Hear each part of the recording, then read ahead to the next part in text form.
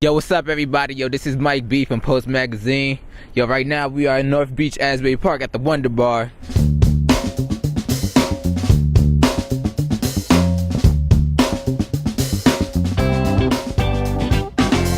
Today, yo, the Garden State Film Festival is hosting a discussion panel with Rappers Delight featuring Wonder Mike and Master G, and the release of their new film, I Want My Name Back. Yo, let's go inside and check it out.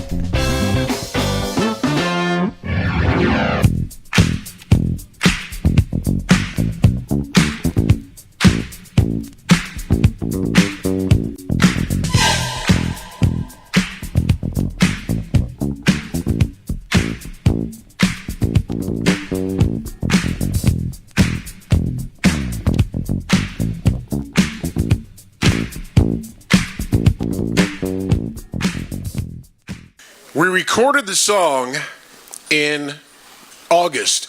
We released the song 10 days later. 2 weeks after that, our third show, we're opening up for Parliament Funkadelic. Now, Parliament Funkadelic back in the day, they were like the NSYNC of the late 90s. Even though the world didn't completely understand what we were doing, people understood what we were doing. In other words, in the neighborhoods and on the radio, people understood what was happening. So there was a demand for us to perform. I knew that this was something special when normally you hear a record on the radio, and a record is normally, back then, I say tops 4 minutes, but this record was 15 minutes long. Remember, we went up on 125th Street right after it was released, and we're walking from one end of 125th Street to the other on a Saturday afternoon. And this is September, it's a warm day, and we hear Rappers Delight everywhere. Literally, you pass the barber shop, hotel, motel, you keep going, the next shop is the fish shop. I said a hip, hop, a car goes past, M-A-S-T-E-R. Everywhere. It was crazy. It felt like a dream. It was an awakening experience for the R&B groups because they didn't understand why we were talking on records, and they didn't really think we were. They didn't really consider it a talent at the time. A lot of people thought that we were Milli Vanilli. They didn't think we were real. And we understood it just like anybody else that ever put down a rap record understood it. If you don't write your own lyrics, you're not a true rapper. Right. And we wrote everything that we did. So initially, it was a little rough around the edges. But once people started seeing us and hearing us, and then going into the studios with us and seeing us create, Eighth Wonder, Apache, once people started realizing that we were the real deal, then it changed.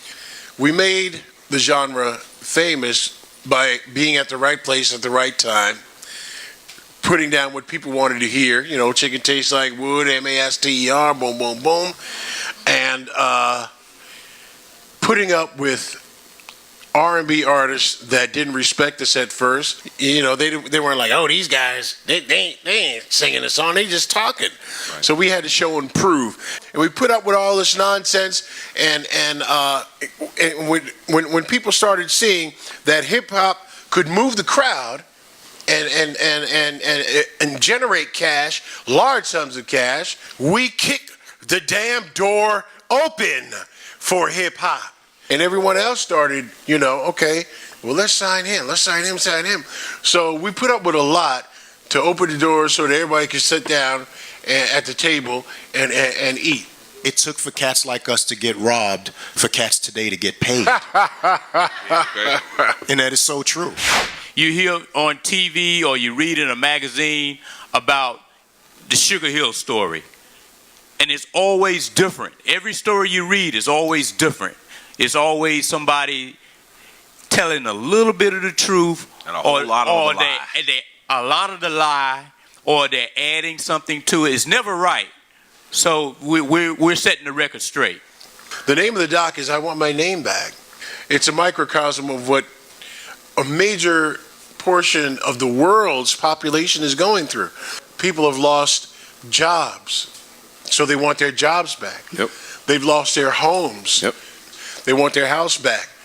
Relationships suffer a lot in today's society. A lot of things are lost, and it's like the little guy fighting the big guy.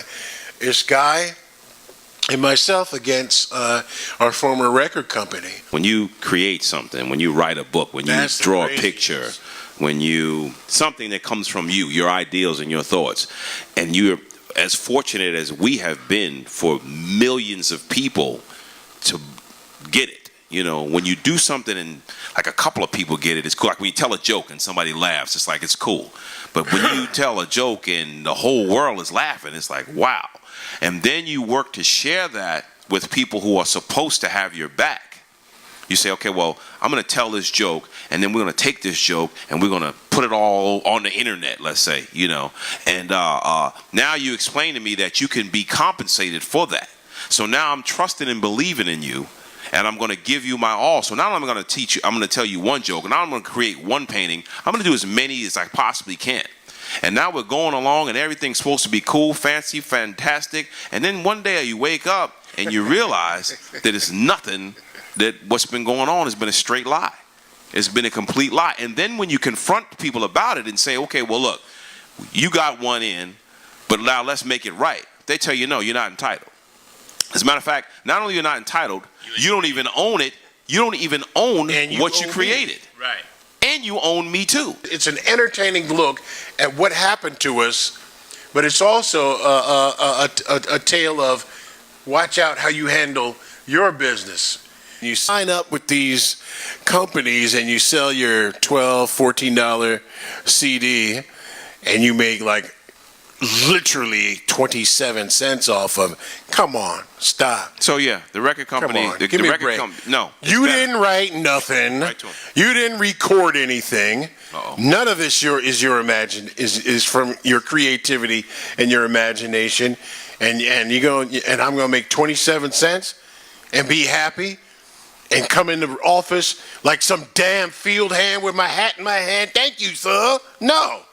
No matter what, we continue to keep shooting them in the head and letting them know that they made a mistake by not doing us right. They should have did us right, because right is always going to be the mic.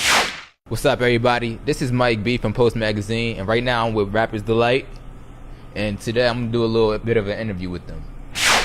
First question: what made you decide to get back into the music industry after all the struggles? The music has always been the motivation.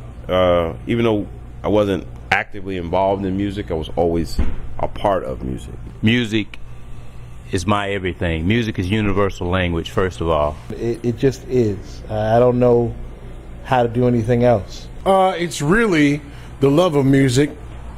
Music is everything. Esoteric, mystical. I've been doing music for over 50 years. I've never stopped doing music. You might go into a situation where you don't see the public for many, many years, but you're still tinkering on the piano or writing lyrics or, you know, putting beats together or something. So it never leaves you. I think that everybody is born with a talent, and you know, and you have only one life to live. It teaches you.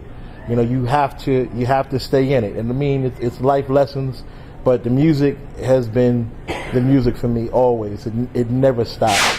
Next question: what advice would you give for young artists of today? You need to read and learn, because there's things that you can't get or that no one will tell you. You just make a song, but understand where your song can go, how your song could be marketed. So you have to understand a bit of marketing and promotion, how to promote and market your material as a songwriter.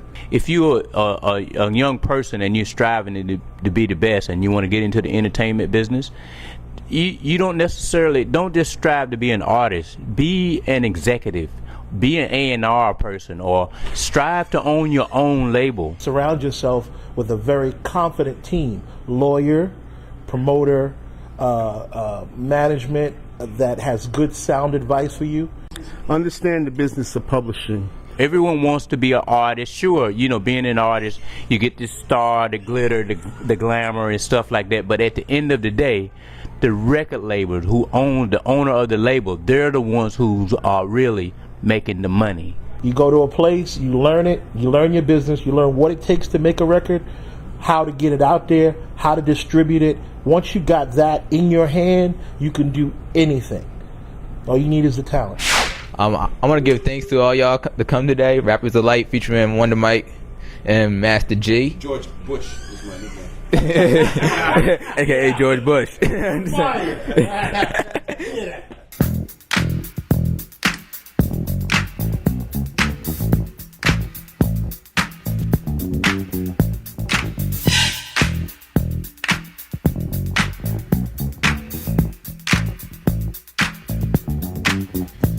I said the hip hop, the hip it to the hip hop. You don't stop the rocker to the bang bang boogie. Say up jump.